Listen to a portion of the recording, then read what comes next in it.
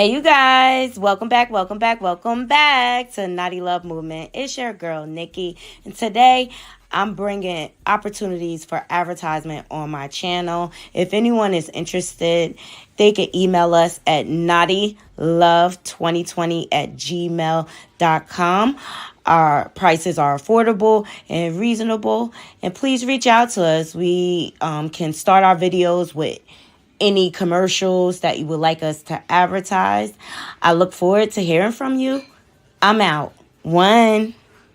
Hey, you guys, welcome back to Naughty Love Movement. It's your girl, Nikki, and today I'm bringing opportunities for advertisement on my channel.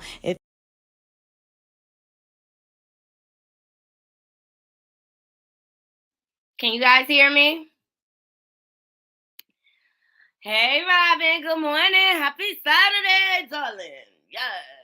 Yes. And happy Black History Month to all my kings and queens out there. We're going to get into it today. All right. So I had the honor, the pleasure of having Ruby Bridges speak at my company this month. And I thought it was awesome. Hey, Royer. Good morning, Naughty Crew. Good morning. I hope all of you are doing well. I hope you had a good Friday night. All right. Hopefully you guys didn't turn up too much or whatever. But I just kind of stayed in the house last night, hung out, did my little two-step or whatever. So yes, thank you guys for joining me. And please remember to hit that like, subscribe, and bell button. Why isn't this working right now? StreamYard been getting on my nerves this week, y'all. Here we go. So my job has a whole initiative for Black History Month, where I was really, really proud of them for doing it. They also have remixed Black History Month, and now they are calling it Black Future Month Celebration. So I thought this was really, really dope,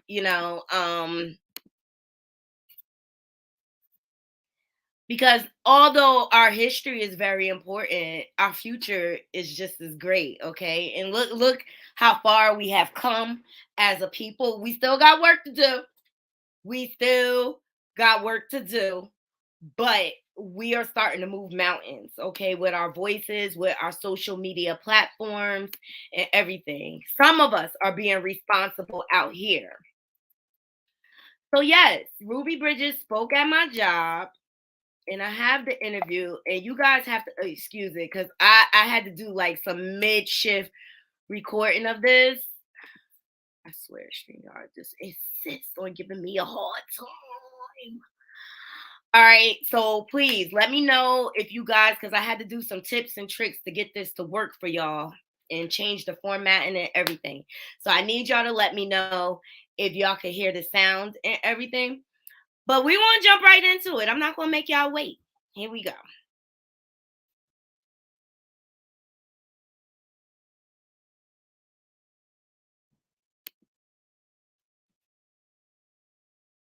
Why isn't it playing?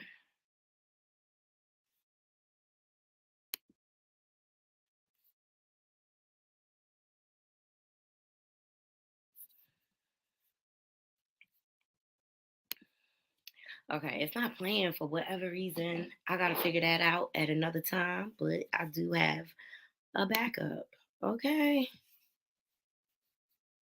Just in case this fails, you always go to the backup plan.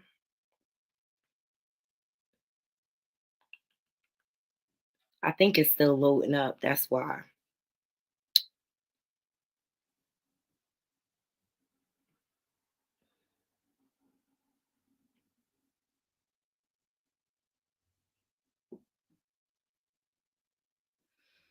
I'm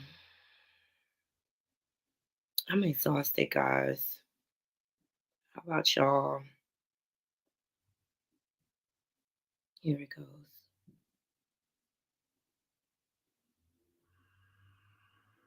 First, I want to say thank you guys for having me. I really appreciate the opportunity.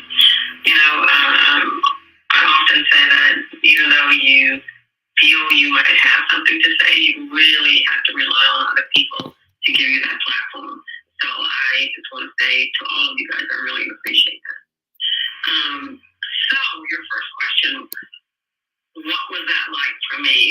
I'm just going to go back a little bit and talk about, I'd already attended kindergarten at an all-black school where everybody looked like me. I had a teacher that reminded me of my grandmother. There were lots of kids in my class, probably 35 kids to one little teacher. But for me in kindergarten, the more the merrier. But what was really happening around me at the time that all of us now realize is that our schools were often said that they were separate but equal, and that was really not the case. Even for a 6-year-old, yes, having 34 other kids in the class was so much fun and amazing to me, but the school was overcrowded. And so that's what Brown versus the Board was all about. It was about equal opportunity when it comes to education. And so I remember what kindergarten was like. But, we were in the middle of the civil rights movement, and they were trying to spearhead that movement, making sure that schools were integrated. Even though Brown versus the Board had happened in 1954, it was not implemented right away. And so here we were in 1960, and it had not happened in New Orleans. And so there was a knock at the door. My parents, they were very young. Both were born and raised in Mississippi, sharecroppers. And, being a sharecropper, going to school was a luxury that they really could not afford. They were the help. And so if it was time for them to get the crops in, school was secondary. And so I believe that when that knock came at the door, they were told, if you have a 6-year-old child, would you be willing to send your 6-year-old to one of these integrated schools for the very first time in the city? That it would allow them an opportunity to have a better education and possibly go on to college. I think hearing that, they wanted for their kids.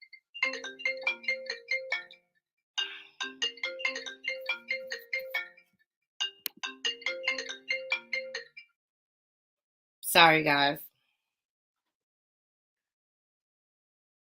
Hang in there with me because I'm trying to figure out this technical stuff. He completely interrupted my whole. What they could not have. And so my parents agreed. I should say my mother. She had to twist my father's arm. Finally, he gave in. Like most of us women, we usually are pretty persuasive. And she was. I have to honestly also say, before I finish answering the question, that my father was I don't know if y'all can see. in the military. And he fought in the Korean War, where he was hurt, received a Purple Heart for bravery. And he would often say that, when he got back from the military, he couldn't find work. Even in the military, he was just treated as another colored soldier. He said you could be in a foxhole with a white soldier fighting for the same country. You were brothers, then you had each other's back. But at the end of the day, if you lived, you couldn't go back to the same barracks. And you couldn't eat in the same mess hall. He was a colored soldier, and so he felt like if things didn't change for him, once he got back home, then sending his daughter to this white school wouldn't change anything. And so that's why he was against it. I remember that all of us, kids who had been signed up to go to these integrated schools, and there were only 2 schools in the city, and they made sure that those 2 schools were located in the most racist parts of the city. Because if it was going to fail, then that's where we were going to fight amongst ourselves the most.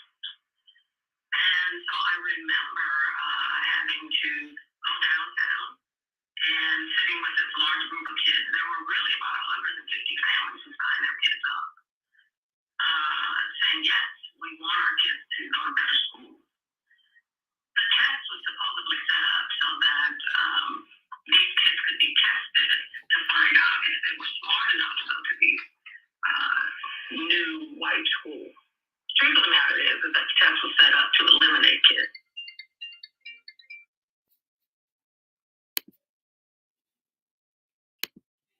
Everybody want to call me when I'm on live. Everybody. I'm sorry, Robin, the sound quality isn't good. I've done everything to try to get this thing uploaded for you guys, and I thought it had it, and it only did 5 seconds of it. Wow. So I'm sorry if the sound quality is not good. I'm trying to hold it up to the microphone. You still cannot hear it with me holding it close to the microphone?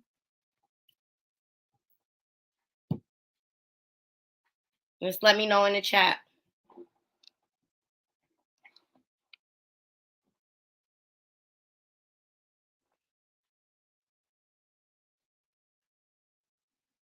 Technology, you gotta love it. So, anywho, maybe I'll try to post it in a separate video for you guys so you can see the full interview. But it was very insightful. She talked about that day when she arrived to school. She thought it was like Mardi Gras or something like that. She didn't think anything about school or whatever. But Ruby Bridges looks great, okay? And she is still doing activist work to this day. She has written a few books and things like that talking about her journey.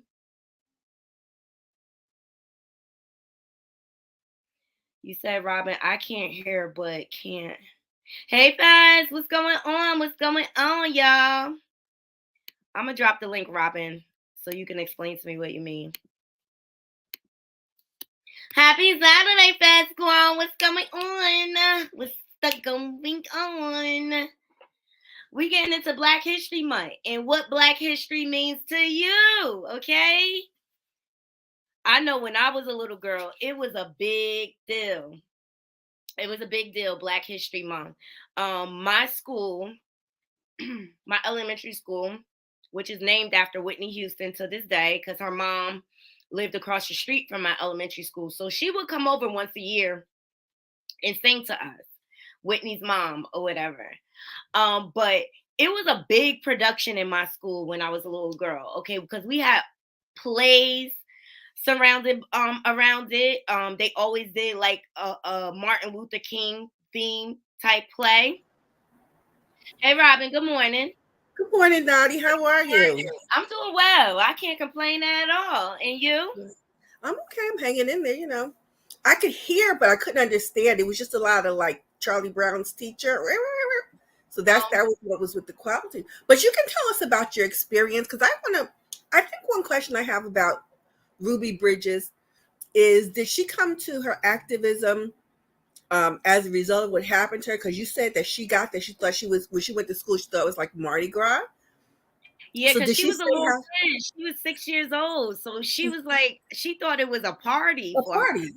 Right. So that's what. So at what point did she share? At what point she decided that she had this cause that she wanted to um, help to right wrongs and to engage in the civil rights movement at all? Yeah, she does get into that into the interview. Let me see if I could queue up and find it for you. And you know what else? Maybe last week or the week before, Mm-hmm. we've learned. I wish I knew the names, but we have heard about Ruby Bridges integrating her school. But there was actually a group of four other girls I think it was in the same town, who also had the experience that Ruby Bridges had. They integrated their school. Maybe it wasn't the same town, but I saw them on CBS Mornings, and they were treated so differently that all the other kids stopped going to the school. They were the only four students that went to this school. They had one. They only were able to use one classroom. And on the show, and I'll see if I can get it for you. Mm-hmm. Um, they have the four women bought the school building, and they're using it for a variety of social services, including housing. So they took that symbolic space and place and have advanced it to do service to their community. And it's like they were like we did it. They did it the exact same time as Ruby, but we never heard about those girls. Exactly. It was a bunch of kids during that time, and she did mention like it was like a group where they tested them, and she was like the only one that passed the test to get into the school. Mm-hmm. Um, her story was interesting. From what I gathered, she's kind of been doing activism work all her life. She was an educator. Mm-hmm. That makes sense. A lot of women her age, that was the profession they had. So they could go into easily. Exactly. I'm gonna have to edit. Oh wait, here it goes. That's how I fast forward. Let me see. Let me try that.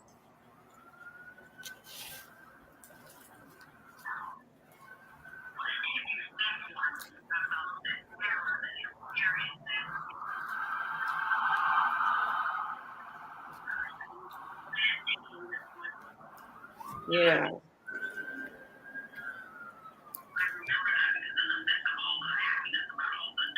So nice. yeah. So tell us more about her. I mean, tell us more about your experience having been able to be in her midst.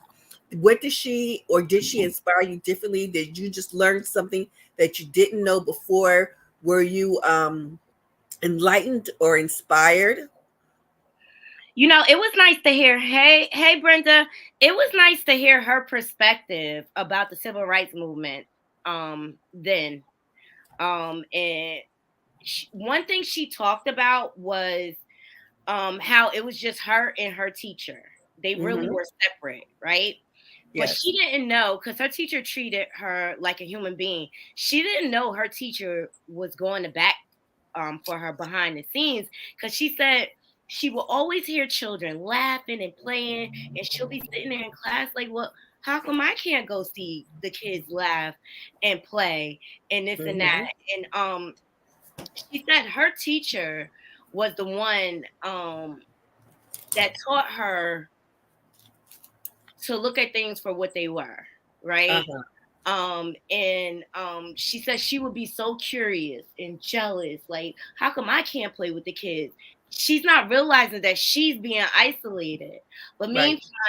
meantime, ultimately, she said a couple of months later, finally, they allowed her to be with the other children, right? And she didn't know that her teacher was fighting for her behind the scenes. And the first little kid came up to her and said, my mom said not to play with you because you're a ninja. Mm-hmm. And she said she interpreted that as, well, it's not that they don't want to play with me, it's just that they're listening to their mom. Uh-huh. I have to listen to my mom. Mm-hmm. So it was just interesting to see her perspective, and it just goes to show how racism is taught and instilled. Right. Oh, Okay. that's so interesting. Okay, see, I didn't know that about her and that experience. Thank you for Mhm. sharing that. Yeah, no. It was a good. I'm gonna try to post it for you all. I'm gonna edit it down and I'll post it as a separate video, because technology is not on my side this week, you guys. Okay. But the main reason why I wanted to have this platform, I want to know what Black History Month means to all of you. So, Robin, would you like to give us your experience?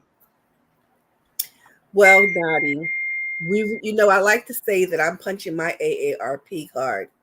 So with that said, I am actually I respect, admire, and revere and acknowledge the point of Black history, especially when it was introduced.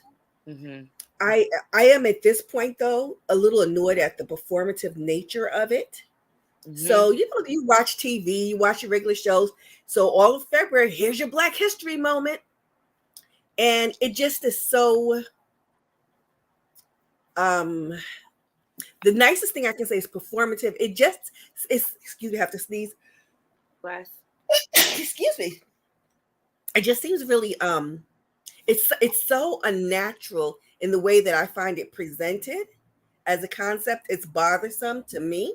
Mm-hmm. And only because it's so glaring and it is such an other, and because we're still in the year 2023, so differently looked at, we're still experiencing so many firsts. It's it can make you feel like you're back in the 50s, because it's like, how far have we really come? And then with the state, of course, you're not getting into my politics. And then with the state of things politically, we know that there are a lot of folks trying to erase all the gains that we've made in the few years since we have been recognized whole citizens of this country in 1965. So it's that's for me bothersome. But so Black History for me very important, but it's not limited to the month of February, and that's what Black History Month means to me. It reminds me that we need to celebrate who we are, what our contributions are, every day of the year, every month. Absolutely. And the reason why I wanted to present you guys with the Ruby Bridges interview is because my youngest daughter, when she was in elementary school, for Black History Month, they did like an exhibit of like the Black American Wax Museum, right? Mm-hmm. And so they all had to dress up as a Black historian, a figure from Black History Month, right? And so my daughter had to do Ruby Bridges. Oh. And so what they did is they set all the kids up in the auditorium, and you go up to each kid, and they had like a button, and they would spill out this whole speech about their character. So I thought it was really, really cute. And so this was a full circle moment for Ruby Bridges to my job for and speak. And I thought Wouldn't it be great if your daughter could have been there? Exactly, but she was in school when it happened. That's why I recorded it for her so she could see the real Ruby Bridges. All right. But I think it's important for us to highlight the affluent people that came from our community. Okay, like we need to celebrate this on a regular basis. And the one thing that my employer did, they kind of remixed Black History Month, and they're calling it Black Future Month, which I thought that was awesome. Because we have a lot of future inventors, writers, leaders coming out of this younger generation. Hopefully, if social media doesn't ruin them all. Well, listen, don't. Here's the thing: don't play anybody cheap. I'm gonna say two things to that. I know that you said affluent, but I don't know that you meant affluent and rich in the community. I believe it's really important that everybody knows that they are a leader or they can be a leader. And a leader, very often, in my opinion, in order to be a good leader, you have to be a good follower. You don't have to be at the head of the line to lead. You know what I mean? Yeah. Does that make sense to you? Yeah, it does. When you're contributing, if you're part of a group, a consortium, and you are encouraging and teaching and helping everyone else to come along, you're a leader. And so I look to say that we're all leaders. Absolutely. Absolutely. I know I always believe that. I teach my girls to be leaders. But to your point, a good leader can also follow too. A good leader could own up to their mistakes. A good leader corrects their mistakes. A good leader is genuine. It's okay, Drew. You just described a good person. That's what I strive to be on a regular basis, Robin, until somebody take me out my character, okay? I just try to be a decent human being on a regular basis.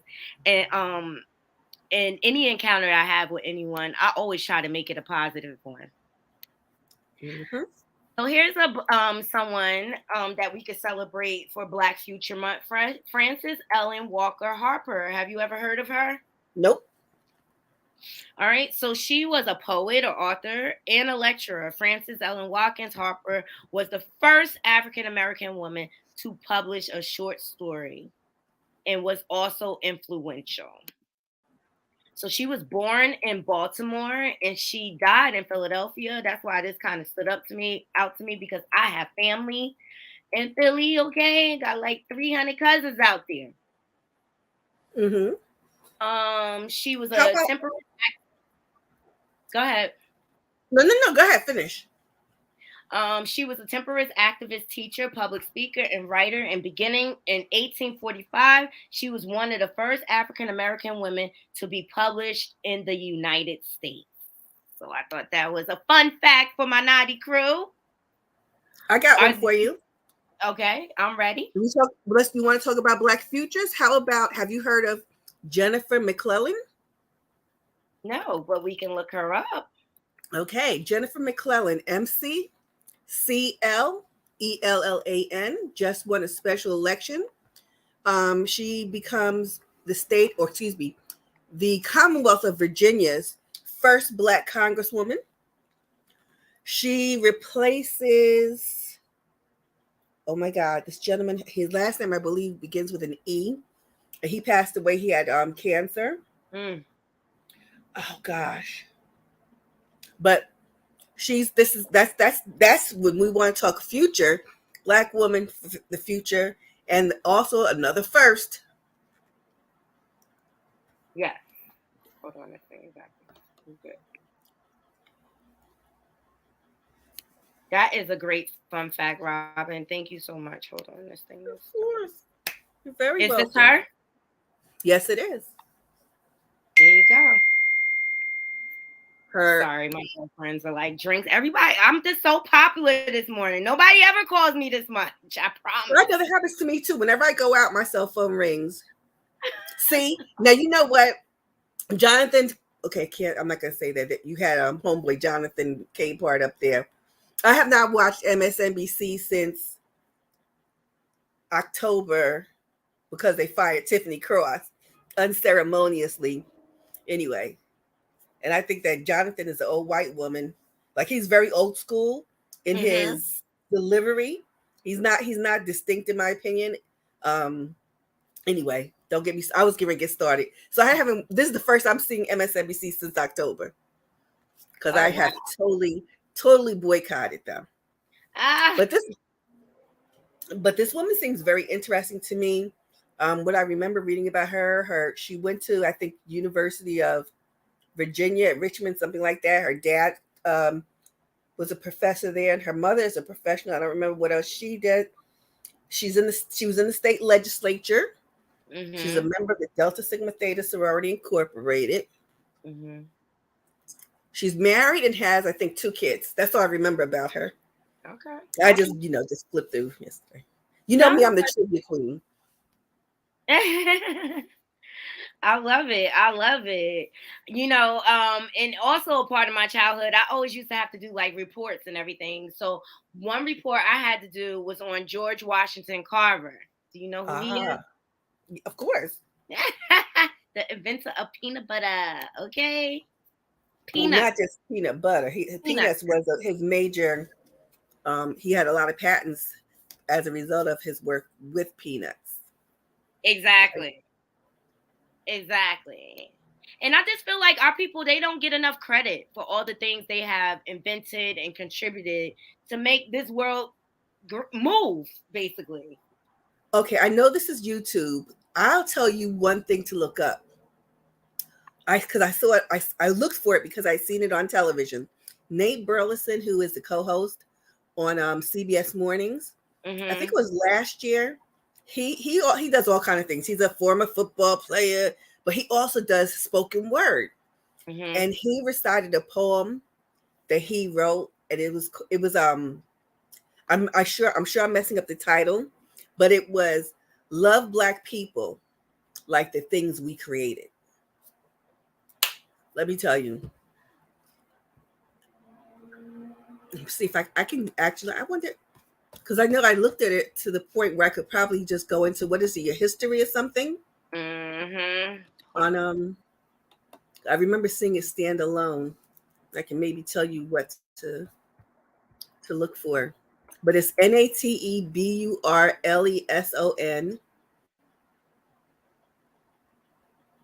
Let me see. Come on.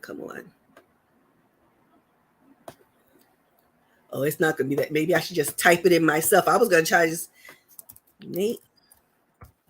Nah, I think it's just taking forever to come up. Let me see.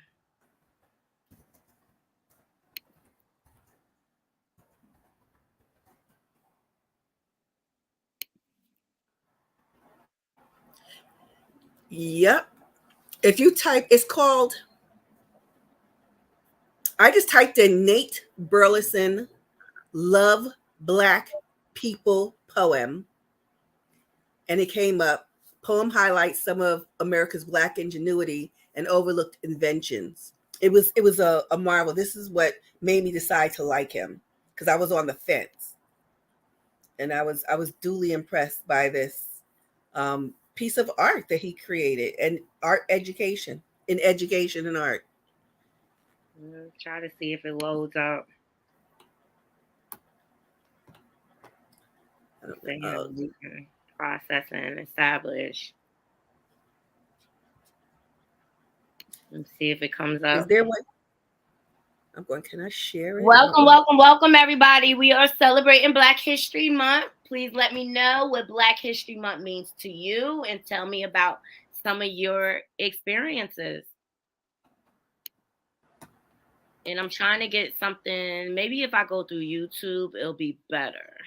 Yeah, I just sent you in the private chat what I typed into YouTube search, and then it came up at top.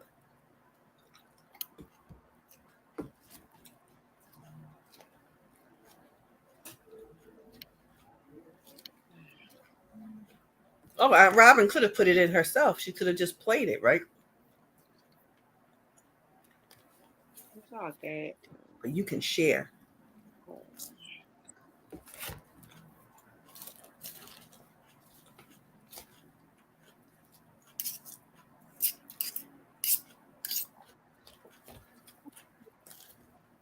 You see it yet, Knotty? Yeah, it's coming. I'm about to share the screen now.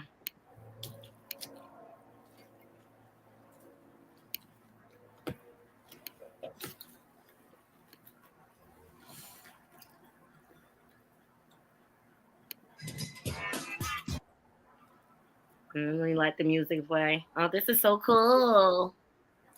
We're highlighting innovators who help make our lives easier. African American. Is that it? Yep. It's not going to have music on through the whole thing, I don't believe. I'm going to try to move it up. Here we go. For our society? Well, a lot. Oftentimes without having propriety.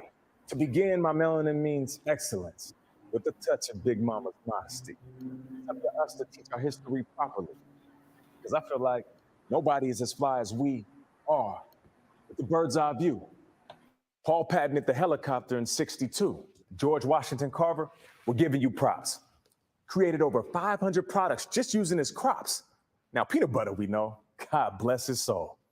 How about flour, vinegar, ink, dye, cosmetics, and soap? That's off the top of the head, just to name a few. There's greatness in our bloodline, like C.R. Drew. The standard is to preserve our history like a refrigerator, so we can open up doors like an elevator. If you don't know, then we're miles apart, like Edmund. Be the plug that's providing the spark. Yes, that's actual facts, no matter how you spin it. So love Black people like the things we invented. Salute to those before us who made the sacrifice. In spirit, I'm Garrett Morgan with the traffic light. So keep shifting the game. Green means go. The world in the palm of my hands like a remote control. Hot as a stove. Yeah, we extra dope. I'm in Hotep with a stethoscope. All that means is I'm ahead of my time. Listen to the sound of my soul. The thought is simply sublime. Open up my heart so you can get that feeling. I'm surgical with the flow. Dr. Daniel H. Williams. Our fire burns so strong, there's no putting it out. Even T.J. Marshall knows what I'm talking about. Self-made like C.J. Walker. You can tell I'm good. We have to refine the track we're on like Granville Woods. Sharp like a pencil from John L. Love. We want every chip we deserve without losing a crumb. And these are actual facts, no matter how they spin it. So love Black people like the things we invented.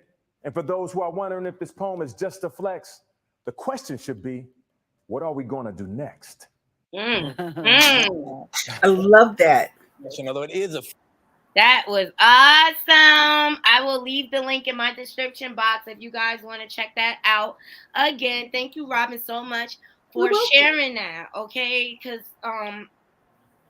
we forget how great we are, right? Or sometimes we never are taught, and we don't know where to go to get the information.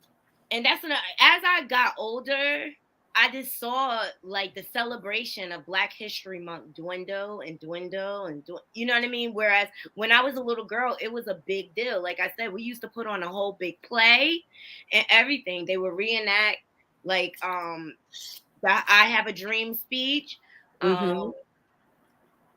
It was just a whole big deal in my school. And then as I got older and we moved to a different town, it's just like it became very scarce. Like they barely even talked about it. Well, I say the same thing. And what's sad is that I can tell you more about the Holocaust than I could probably tell you at a point in my life about the Black experience in America. Because I went to school in New York City, and you know who our teachers were. And all we knew was Martin Luther King had a dream. Rosa Parks didn't give up her seat. We did learn about George Washington Carver and the Peanuts. Mm-hmm. And pretty much, and the Underground Railroad and Harriet Tubman. That's pretty much it. I mean, I didn't learn about like Malcolm X and the early years. So, and I think that the tenor and tone of the celebration of our contributions in Black history and Black future has taken different shape over time. So like in the 70s, I guess it was something that was like a newfangled thing, and there was a particular fervor, although it was still limited in its scope. And now, and like if you fast forward to now, it's such a hot button issue because the truth of when Nicole Hannah Jones published that 1619 project, she put a whole lot of people back on their heels because folks don't always want to understand and accept the truth of our existence. So when she started talking about how we came here, when people like Angela Rye say, we built this joint for free, a lot of these folks, we talk about wanting generational wealth. A whole lot of people who don't look like us have have generational wealth because of our ancestors and the work that we did for free for them. And that is, here I go. Sorry. I was getting a little too excited. But so those are the things that have come to light. And because I think that there's so much truth to it, there's a fight against it. You can't even let me. I'm mad that I have one cousin and one of my best friends just moved to Florida because I mean, like, how can you be in that state with the repressive and regressive government policy and procedures that are happening there, Absolutely. I refuse to move down south. Seriously, I have family down there, but I refuse to move down there. It's still racist. It's very much racist down there. They still think the same way. And until like it's like written in law, there's no real life consequences for people who have hatred like that. But like you have hatred for us when y'all brought us here. That it just never ever made sense to me. And then you bring us here, and after you use and abuse us, then you try to make us feel like we're nothing. Okay, well that's a playbook that they This has been a playbook, Robin. Yeah. It's been a playbook for forever, okay? And I just kind of want to give you a throwback click to kind of jog your memory how far this goes back, okay? And I'll probably get a copyright strike. Last week, I had you write an essay about the things that you liked the most. This week, I thought it might be fun if we wrote an essay about the things that we disliked the most. Solomon? Yes, ma'am. Can you think of something that you dislike? Being a nigga. I didn't mean nothing bad. The teacher asked a question and I just answered it. Why'd you say it? Because it's the truth. If and I was white, my pa still be alive. Mm-hmm. And the nigga killed my pa. You answer me something, sir. If I can. Would you like to live to be 100? Sure, I would. It's not very likely, but I guess all of us like to live to a ripe old age. Would you rather be black and live to be 100 or white and live to be 50?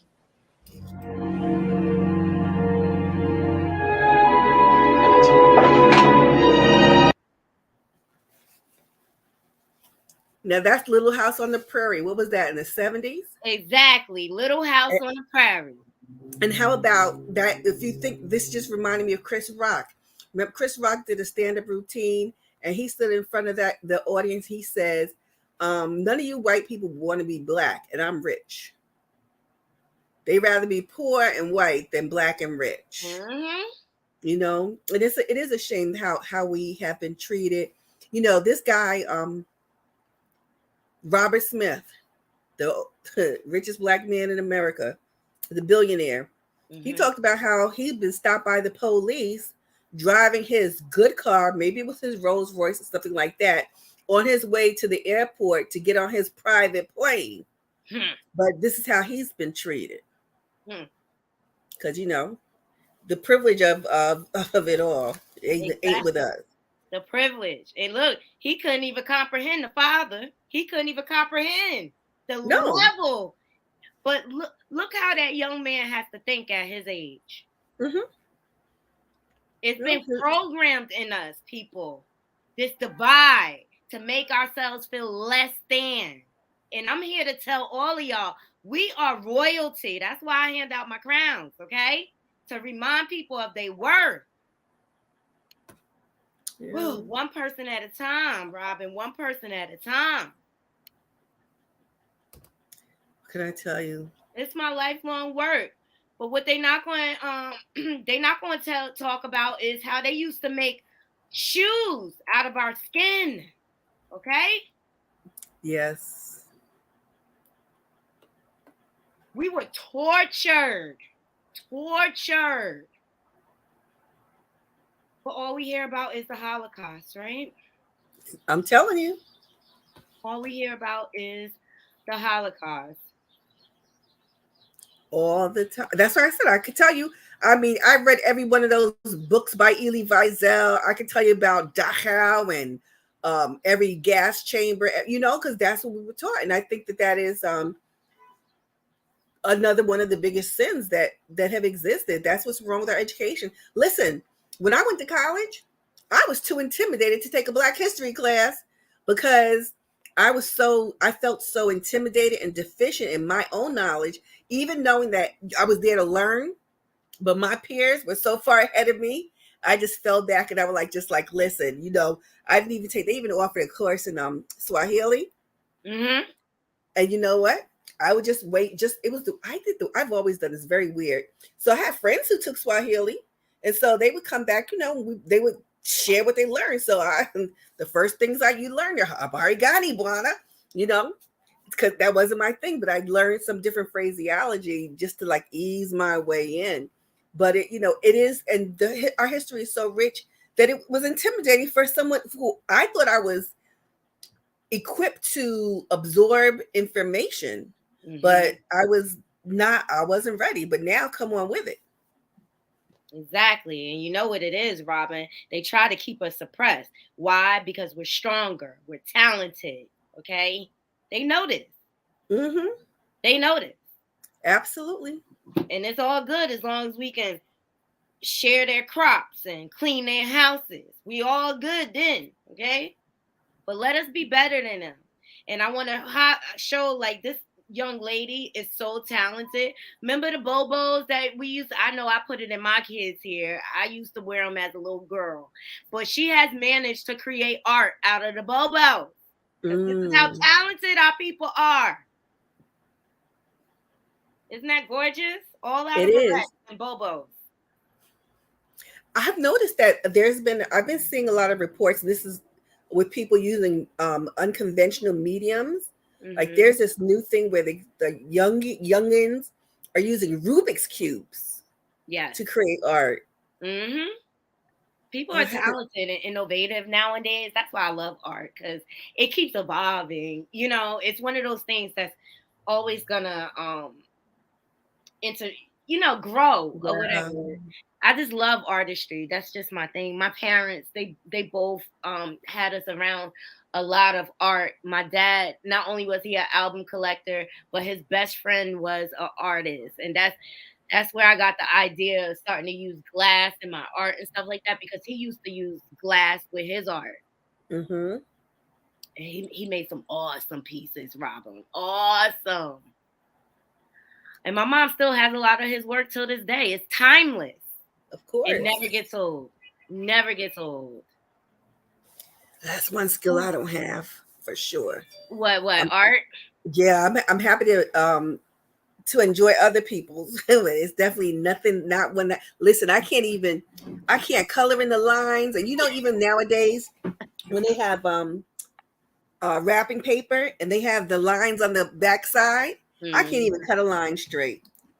Robin, I just really feel like there's an artist in every one of us. I'm sorry. I think my art is more in the spoken and written word for me. Yes. I love writing, and so that's my artistry. And you like to read a lot, right, Robin? Oh yeah, I love to read. My mom she still to this day reads. She still gets the newspaper. She has tons and tons and tons of books, and it's because of where she came from. But my mom was valedictorian of her high school. So she still to this day, she'll rather read than watch TV any day. She barely watches TV. Well, even stuff like this stuff, like the internet, I don't like a lot of videos, except for like now I look at the YouTube stuff. But if I can go online, even like the newspapers, and I go read newspapers online, I hate that they throw up a video. If I want to see a video, I go to a video something, but I want to just read the words. Listen. You gotta love technology, right, Robin? No, I'm cool with technology, but I learned early enough to edit myself as far as how far I go with it. But because I'm a purist about words and writing, I also can't stand the many typographical and grammatical errors that exist, and like in the print when they seek to substitute themselves, like for newspapers. So I veer away. But when I was a kid, I learned I could get out of doing chores if I was reading. So I read a lot. And then by the time I got into like junior high school, I didn't feel like I was being taught by my teachers very much. So I learned to teach myself through reading. I read my stuff because the teachers were deficient. I did the same thing when I got to college. I actually went to the college I went to. My major was ILR, but the joke was it stands for I love reading. So I could have, without exaggeration, I had more than one course. We had a minimum of like 5 books for a class. But it was nothing to have a class where I had 13 books to read in a semester. So that was my thing. Nobody invited me to be a part of their book club because they were too slow for me. And I could stay up all night and read a book. Yeah, that's what a lot of these kids are missing nowadays. They don't like to read. They do not like to read. I'm always on my daughter. You need to read a book and stuff like that. But they want everything so instantaneous and fast and this and that. They don't have the patience to sit down. Well, they don't believe they have to have it until Y2K happens many years later, and they won't know how to function in the world. Remember when Y2K happened? They said that all the computers were going to shut down and we were going to be at a loss. It didn't happen, but I see it happening sometime in the future, and people are not going to know how to do anything. And these kids ain't going to know what to do. Okay. See, I was fortunate enough. See, my high school class, it was really the first class where the internet just came out, right? We were like the test dummies for the internet or whatever. But one thing I could appreciate, like I could survive without devices. Yes. Things like that. Because I learned how to cook. I learned how to survive the normal way, all right, without all this technology. But one thing, when I was teaching my daughter how to drive, and she said, "Ma, you know how you get in a car and you could just say, okay, where we gotta go, and you could just drive there?" She said, "We will never know how to do that. Like I could drive through my whole state without, having a map and be able to navigate." These kids, are so dependent on technology to get them someplace. They don't like I came up in the era where they read maps. My father used to read maps when he was Child, young. listen, I tell you, and here's the thing. When I started to drive, before I started to drive, I didn't know how to get to like college. But I mean, I couldn't tell you what highways, but I knew that you would cross the George Washington Bridge, take the Delwater Gap, cross the Delwater Gap, go north. When you see the sign for Syracuse, you go the other way, not towards Syracuse. Then you go through that town, Cortland or something, and then you'll see the signs for Ithaca. Exactly. Whatever You that see how means. you knew how to navigate that? You didn't need someone to tell you. You didn't need Siri to tell you how to get there. You just figured it out. And I will ask Siri how to get from here to 4 blocks away sometimes. Siri, driving directions to Notty's house. But isn't it bad though how we're dependent on our devices? Sometimes I do it just to do it. I know. It was a time, Robin, I used to know everybody's phone number. Everybody's phone number by heart.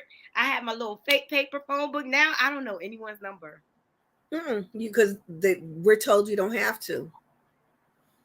And there are a few people I don't know their numbers, or like you have 2 numbers in your phone and you don't know which one is which because you confuse them. And so for me, I'm like, okay, should I dial this one or that one? Oh, let me see. They called me on my cell phone. What number did they call me from?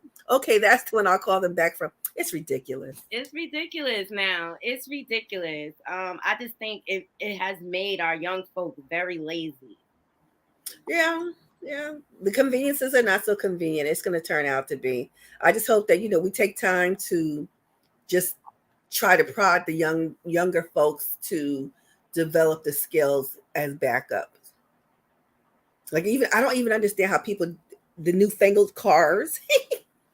I don't believe in that backup camera. I don't at all.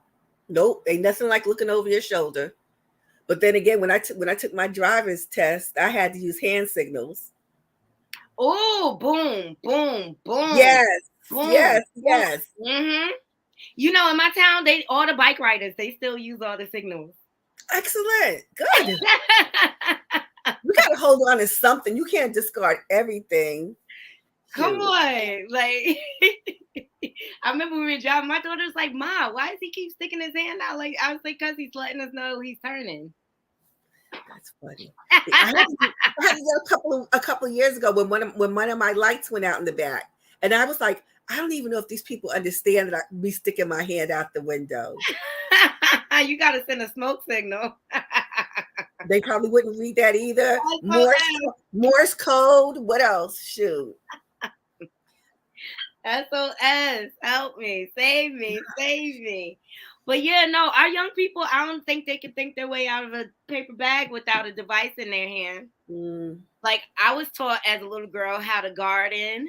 Yes. I was taught how my grandmother taught me how to sew by hand so I can fix my clothes and things like that. Because she's like, you're not going to be walking around here raggedy or whatever. And things like that. Like, I like that I have those manual skills. Mm-hmm. Yeah, basic skills. They used to be very basic back in the day. Now they're what is the word? They're rare. They're rare skills now. And see, as a kid, like, we used to love playing in the dirt. Okay, digging in. We used to love that stuff.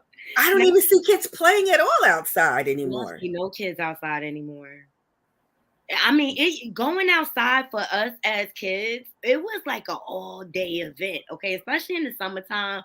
We would all get on the phone and make our plans and put the kickball game together, and we would pick our teams, and then we'll meet up in the block, and we'll be out there playing kickball, hopscotch, you name it. Tag, Ringo, leave your skellies, hopscotch, and double dutch. Exactly. Okay, we used to make our hopscotch board with rocks. Okay, we used to draw with our rocks. Forget chalk. Mm-hmm. We used to pick up the rocks and draw. Yeah. Like, these kids, they're not used to doing things that are tangible. Like, those are the memories I had as a little kid. Mm-hmm. Oh. What memories are our youth gonna have? You know, they're gonna be sitting on video games. I was gonna say it's gonna be about, oh, remember when the new PlayStation came out, Madden this and all that. Listen, I just hope that the kids just keep up traditions like playing Uno. That's all I could hope for. And I not just hope they continue to talk about our Black history. well, it's up to us. It's up And to we, us. it's up, you when you become an elder or even older, whichever one you choose, it's always time to always, each one teach one, reach back and share. And when people see that when you have a value for something and you feel so strongly about it that you share, they're going to listen to you because they're going to really try to figure out why it's important to you.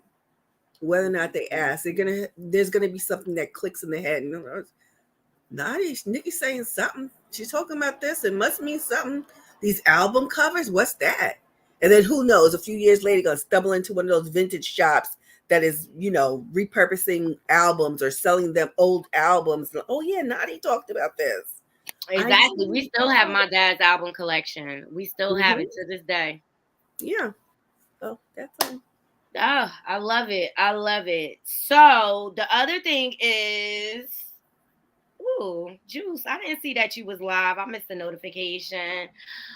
Oh God, what do you think of this situation with Legina Gold and Jaguar? I'm not in that. That's not my. Here's what I'm going to say about it. I know that content creators have it's been a subject for some of you, and it is something that is outside of the scope of my just basic being. It is very volatile. When I saw something, it makes my heart kind of race. It is combative. There doesn't seem to be anyone or any way for there to bring resolve. There's a lot of speculation. I don't know that any one person has full information about what's happening. The fact that it is something that looks like it's in the YouTube streets and not beyond that means that it's something that's for the YouTube streets, and it's probably something for me. I think it's a lot that has been driving gossip in the mean way, in the fight way. I think that by continuing to talk to and bring these folks up, you can't make somebody want to do better or be better. You can offer, but when they're combative, when they're cussing and fighting you and goading you, that's when you just need to leave them and it alone. Exactly. I think there's gonna be some resolve. The family is involved now, and someone provided them with the information they needed to contact authorities so that they can get things in motion. My main thing for speaking on it is I just want everybody to know this is a scam. This is a scam. It's a money grab. Do not donate to these platforms and these people. I just want to make everyone aware. You have to be careful where you plant your dollar. Juice spoke very eloquently about this yesterday. Where you put your dollar, it's going to grow into something, right? So you want to make sure when you put your money or invest and get behind these platforms, it's you get a positive return on that investment. I understand that. Exactly. Totally. So that's why because at the end of the day, Legina is a grown woman and she can make choices on her own. Now that is in the family's hand. The family will help her come to that decision of whether she needs to go back with her loved ones or not. I just want to expose it for the scam that it is. And for the other thing, I think it was last weekend, I tried to share information because I was listening to one of those live, and there were suggestions made about how to handle it. And I will really start to get, me, I like when information is not correct and people go with that, really freaks me out. So someone was like, you should get a power of attorney for that girl. And I was like, what are they talking about? And we get so riled up that I'm like, that's not what a power of attorney is. Y'all are really talking about a guardianship. And so it takes on these different lives. Yeah, and the that's coming speculation, through. and people have, and the misinformation. You know, for me, I like to dispel misinformation, because you know, knowledge is power, and I want to help to impart the knowledge so we can all be powerful and empowered. But no, I can't. I can't And with that. I get it, Robin, and I respect your position on it. The reason why this story sticks out to me because it's happened to my family members before, where you know they had mental ailments and were taken advantage of by people like Jaguar scavengers and stuff like that. But it's important that people use your logical mind. This woman speaks with no facts. She just runs her mouth, spews any lie that comes to the top of her mind. At the end of the day, they have issues. They're homeless and they need money, and they'll do anything to get everybody talking and trending. They'll do the most ridiculous things. And This it's is a what whole you do. network of them.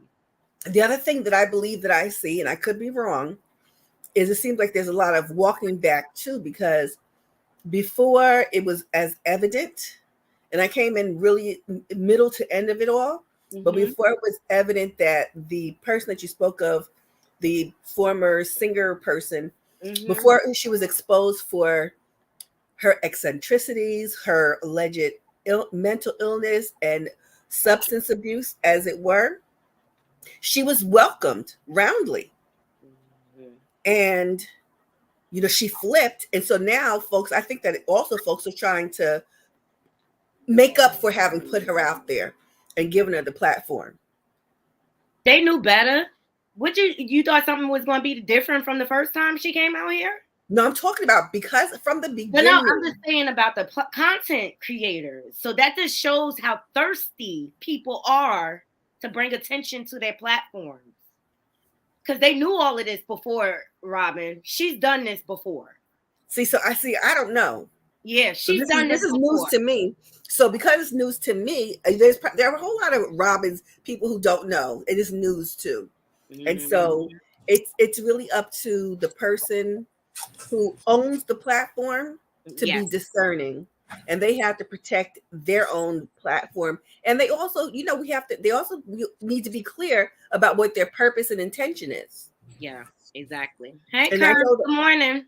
Hi, Kurt. Hey, Knotty, what's good, crew? I'm hanging. We were celebrating some Black History. Robin, she dropped some jewels on us. We looked up some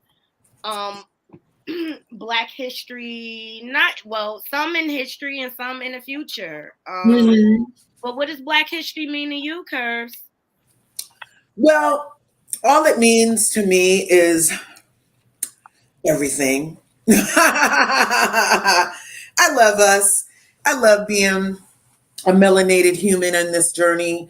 I know it's hard, but we're excellent species. We're excellent beings on this planet, and we need to be celebrated instead of constantly persecuted and erased. And, you know, it must be great when everybody's copying and erasing your ass. So we speak for ourselves. And it's unfortunate that in 2023, we are going through a new type of Jim Crow.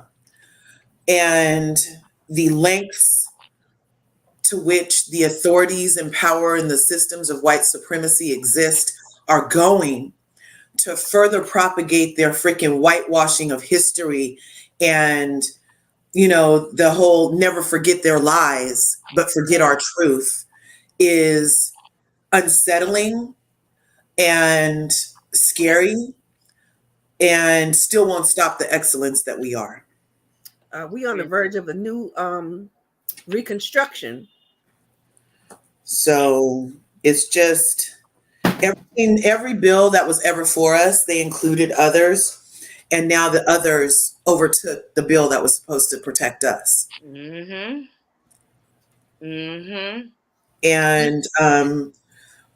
Paul Anderson, who created that bill, he speaks often about being forced to include the others from the jump before they would even consider a bill that had our description in it.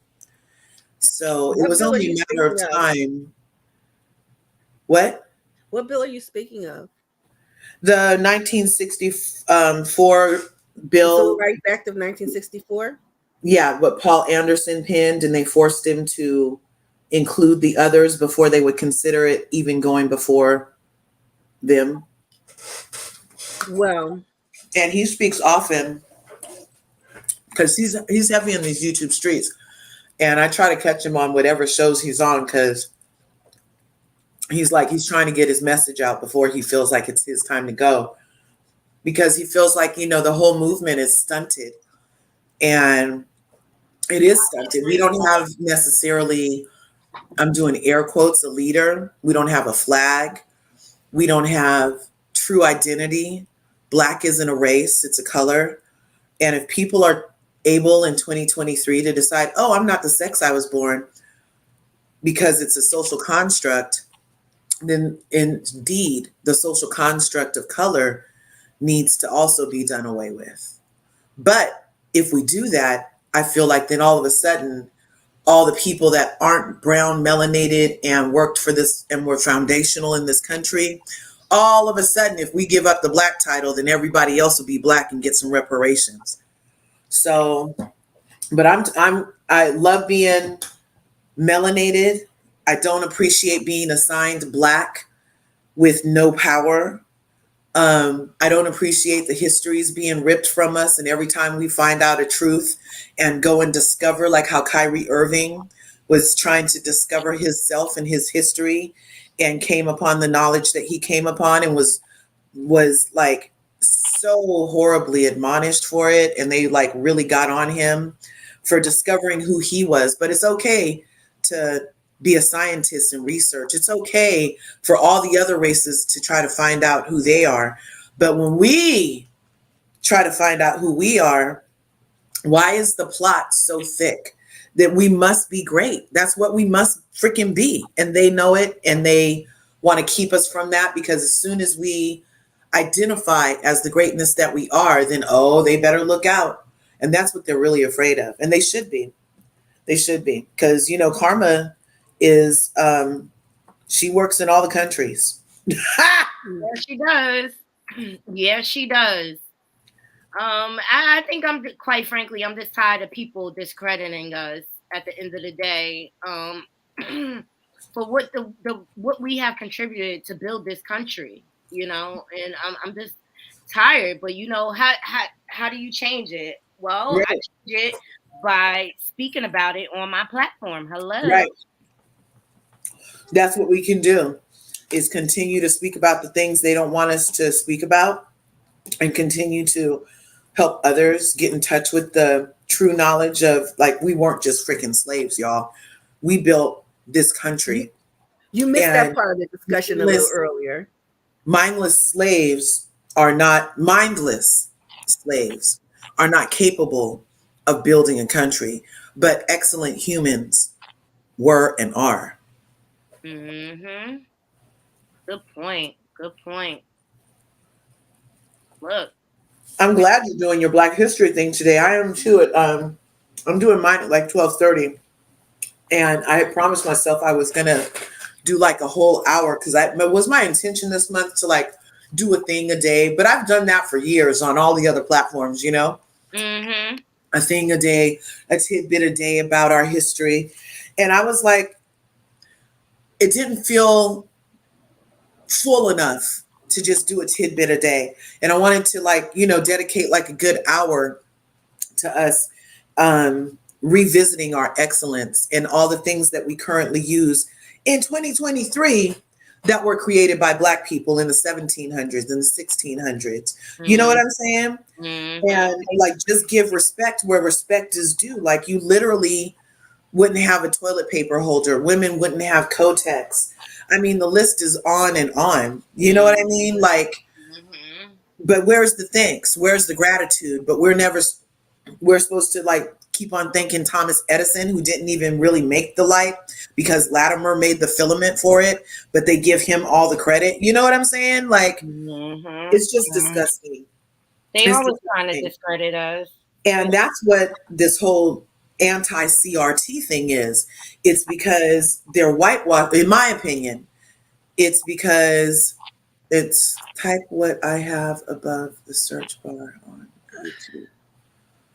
Above the search bar. We later for Oh, yourself. Nate Burrows saying, I'll pull it up. I'll pull it up again. Oh, so I just feel like, part of this attack on CRT, how they don't want to feel bad, but they give 2 Fs if our children are constantly labeled mindless slaves and criminals, but they don't want to feel bad about what their granddaddy did and when their grandma did. That's BS. And that's It's also a false flag. Lightweight. Listen, cowards, only cowards do stuff like that. It's also a false flag, a shiny object they want to use to divert our attention and get us talking about CRT. First of all, most people don't know what CRT, critical race theory, is. They have indoctrinated the uneducated to make them understand that it is a construct and part and portion of their children's education, without the knowledge that it is not something that is taught, that it is a recent theory, as late as, oh God, I can't remember the year, and I can tell you the woman's name, but it's something that's only taught in law schools, and it is embedded. It has a lot to do with the application of law. So, for example, one of the things that you brought up was how there are laws that are written for us, but they can't say us. Well, I think that it has a lot to do with the Constitution, where we were not us. We're not us. Us was 3/5 of us. Right, Dred Scott. And so to tread lightly, I would say it like that. They were treading lightly, because I keep saying, I will always say 1965. 1965 is the first year that Black people were de jure by law seen as full citizens. It was then that we were all able to vote by law to vote. Right. So that was the last thing. So it's a struggle. And one of the things you said is we don't have any leaders. Yeah, we do have them, but there are a few hiccups in that whole concept of leader and leadership. I don't believe there to be a dearth of it. I think that it's segmented. I think that we have legacy Black leadership, and we have new school leadership. We have the legacy organizations that have, in my opinion, made the mistake of not nurturing new talent and the youth behind them, because they want to hold on to power and authority when they just need power, authority, not necessarily power. Because if you have authority, then you're able to teach the ones behind you. That's my belief. Okay, I can't. Forgive me. I'm sorry. I was going to go off. I can't. But anyway. It's okay. Yeah, it is. Oh, so let me just finish. Let me just finish. So that's the one thing about leadership. And we know that we have leadership in small batches in our local communities. Sometimes it may be something as simple as your neighborhood association, your PTA, your church. And we have had to come together in causes. We know how this country works and the importance of leadership in politics and in elected office. I think that we don't do as great a job on a local level. Yeah. I'm kind of feeling like, real quick, I just put in the private chat, I had 11 o'clock. I was just popping up for a minute. But as far as the leaders, I know that people like to say we have leaders, but our leadership often gets okay, so there are 2 Asian American representatives in either the Congress or the Senate. They shut down everything until the Asian bill got passed. They shut it down. Black people have been in Congress and Senate for a much longer time and are constantly playing and bantering with the others when they need to, what they need to do and should have done before the Asians showed them it could be done is not play with anybody until you give us what we want. Mm-hmm. And so that's what I'm talking about as far as leadership. Somebody who's really gonna just get in there and lead and not play the games and do what's on the strategy, not leadership. Do what's on the agenda for. Well, those were leaders that were elected by, you're talking about people that were elected. Right. Mm-hmm. So they are leaders for their community. They got elected. They got the right to go do that. So in my mind, that is a form of a leader. Just like Maxine Waters is a form of a leader. Just like Barbara Lee is a form of a leader. Just like Feinstein is a form of a leader. Whenever we vote, we are putting them in a position to lead us and do our bidding. And that's what I'm saying. When the Asian Americans got the chance, first chance ever in history, they got it, they took it, they ran with it. They got over $600 billion earmarked for their community. And we are still having committees on whether or not we need to have reparations while our population is constantly diluted by non-Black. And so it's going to make it even harder and further from the who's really due a reparation. I'm just, that's what I'm talking about. True leadership. When we elect the thing person, is, there's leadership curves, but there's also how they go about to implement and affect change. So you don't know. I mean, if you can tell us, I'd love to know the two Asian leaders, who did they lobby? Who did they pair up with? Who did they get support from and co-sponsor? they basically, from what I understand, you guys can Google the two Asian people that did this and halted everything for the anti-Asian hate crime bill is when it exactly happened. Not that long ago. It's Googleable. And you'll see that they refused to vote on anything until they got what they wanted. Refused. It wasn't only the two of them that held it up, is what I'm telling you. As elected official, they refused to participate until they got what they wanted. So it's doable. It's been done. We need to do it. Stop getting into office and then not doing nothing for Black people and just talking about, everybody wants to talk some more. We know what the issue is. We know what some solutions are. I need some solutions being enacted by the current Black alleged leaders in our communities. And I'm not feeling like even Black Lives Matter. That's not nothing I voted on to do anything for my community. That's just like an organization that for some reason is getting a lot of hype within a movement about saying Black Lives Matter at the hands of murderous police. So, and listen, you know that Black Lives Matter, there are a whole lot of different organizations. There's more than one national structure. There's a whole lot of stuff there that is very complicated. So I love you, Knotty. I'll see you guys later in these YouTube streets. All right. Bye, I'll come over to you later. Okay, peace out. Oh yes, that was good. Good food for thought, Robin. You were saying something?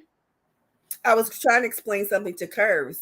I don't know that it would matter to other people. I personally have worked in politics and legislation, having done government and community relations and legislative affairs for a number of years, as well as being a member of my own community planning board, knowing all sides from organizing to organizing just in the streets and stuff, to doing voter registration, doing get out the vote, to running political campaigns and doing the legislation, writing legislation, lobbying. So I have a different view of how this whole thing works. So there is no way in hell, if the two Asians she speaks of, if those two Asians' names are not Mitch McConnell or the Speaker of the House, they are not the ones to hold up an entire vote. That's all. So there was a larger conversation to have, and I'm disappointed that it could not be completed. Well, we could set up a platform for it, and we could just talk about that. I think a lot of people need to be educated on the way the law works, Robin. Not just the way the law, but who's out there. So, like, a lot of people don't even have. I'd be interested to know what people know about, like, the Congressional Black Caucus, the Congressional Black Caucus Foundation, about how they work, how they move, what their what kind of bills they have presented, how they have gone forward. Which of these many bills have been introduced year after year in successive Congresses, but not to get support from different factions. There's a lot involved. So it's not just as easy as me going out and bellowing. It's not so easy, and it's even more difficult if we're speaking federally. It's more difficult because of the tribalism within the parties. We have folks who are in the Congress who, remember when Barack Obama was elected, Mitch McConnell said that his sole focus was to be sure that he did that Barack Obama failed. That had nothing to do, he had nothing to say about the country. He had nothing to do with the poor ass state. And when I say poor, I'm talking about poor ass people who live there, not caring about advancing them, but they get their pockets filled, they get their perks, they have great health insurance, and their people don't get jack. So what we have, let me tell you, more than half of the Congress, if they were on a regular job right now, come review time, all the mother flowers would be on their asses in the street because they're getting paid and they're not doing the job. So there's a whole lot of shit out there going on, and I'm especially bothered by it because I have been in those rooms, I have been in those circles, I have done that work, and I know how those folks, especially in Washington, D.C., are not serving anyone but themselves, and sometimes they're not even serving themselves. That's just it. Like, what did you get into this for? A lot of them, if you look at it, they're just in for the money. That's it. You're like, money, I don't have, like you in the Congress, you don't have to go to work if you don't want to, really. They don't, I mean, they're going to be watch dog groups who are going to talk about your attendance record or your voting record. But you know what? I could be Robin Moore, member of Congress from my district here in the Bronx, and I don't have to do a damn thing. I don't have to go to D.C. I don't have to go have an office in my district. I don't have to service, and you really don't have to do shit. You really don't have to. And you know what? You can get into the Congress and you can be one of the people who don't do crap. You can be somebody who is a fake phony fraud like George Santos, and nobody can do a damn thing about it until 2 years from now when there's the next election. So when we talk about the people who represent us, it's about, so you know what? It falls right back on the voters, because you know what? If I vote you into office, that's not where it ends. I put you there so you're going to listen to me. You're going to fight for me. So you know what? What I don't like in recent years is how it changed. You can't even contact a member of the Congress, talking about the Senate and the Congress. You can't even send an email to them if you don't live in their district, because they have the system set up that you have to confirm your address and your zip code. But meanwhile, if you're the chair of a committee that I have an interest in, I can't send you a letter and I can't call you to voice my opinion because I don't live in your district. There's a whole lot that is different and changed and messed up with what has really become to be the technology that is going to be the death of us. Yeah, but even if I don't live in your district, you mean to tell me you can't communicate to the person that's in charge of that district on my behalf?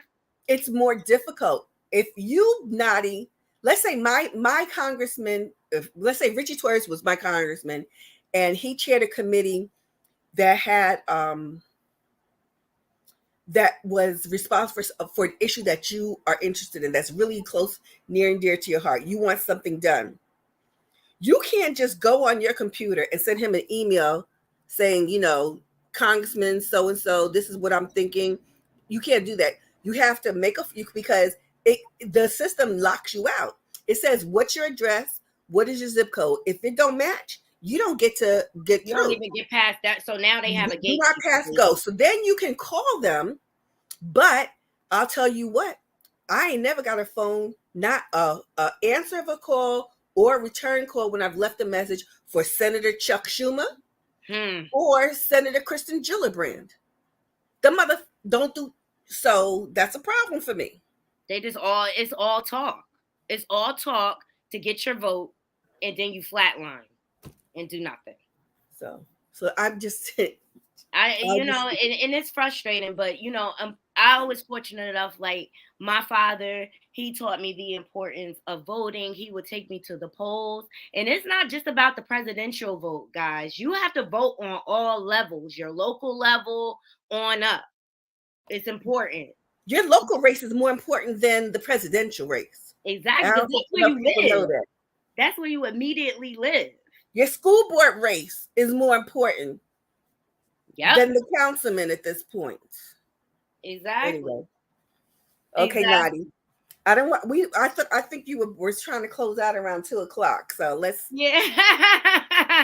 But Robin, thank you so much for coming up here and supporting me today. I appreciate you. I so always much. will support you if I can. Thank you. You're very welcome. Yeah, we're gonna go ahead and close the show out. I'm gonna drop you down, Robin, and I'll see you in these YouTube streets. For sure. Warriors World. That's next, right? Okay. Yes. Okay. All right. See you there. I'll be over. Talk to you later, Robin. And let's close out with this poem one more time. Thank you, Robin, for bringing this to our attention. Well done for our society? Well, a lot. Oftentimes without having propriety. To begin, my melanin means excellence, with a touch of Big Mama's modesty. It's up to us to teach our history properly, because I feel like nobody is as fly as we are, with the bird's eye view. Paul patented the helicopter in '62. George Washington Carver, we're giving you props. Created over 500 products just using his crops. Now, peanut butter, we know, God bless his soul. How about flour, vinegar, ink, dye, cosmetics, and soap? That's off the top of the head, just to name a few. There's greatness in our bloodline, like C.R. Drew. The standard is to preserve our history like a refrigerator, so we can open up doors like an elevator. If you don't know, then we're miles apart, like Edmund. Be the plug that's providing the spark. Yes, that's actual facts, no matter how you spin it. So love Black people like the things we invented. Salute to those before us who made the sacrifice. In spirit, I'm Garrett Morgan with the traffic light. So keep shifting the game. Green means go. The world in the palm of my hands like a remote control. Hot as a stove. Yeah, we extra dope. I'm in Hotep with the stethoscope. All that means is I'm ahead of my time. Listen to the sound of my soul. The thought is simply sublime. Open up my heart so you can get that feeling. I'm surgical with the flow. Dr. Daniel H. Williams. Our fire burns so strong, there's no putting it out. Even Jay Marshall knows what I'm talking about. Self-made, C.J. Walker. You can tell I'm good. We have to refine the track we're on like Granville Woods. Sharp like a pencil from John L. Love. We want every chip we deserve without losing a crumb. And these are actual facts, no matter how they spin it. So love Black people like the things we invented. And for those who are wondering if this poem is just a flex, the question should be, what are we going to do next? That's a good way to end it. That is a good question, although it is a flex. That's nicely done, Nate. And I appreciate the George Washington Carver reference as somebody who has peanut butter literally every single day. He's sometimes...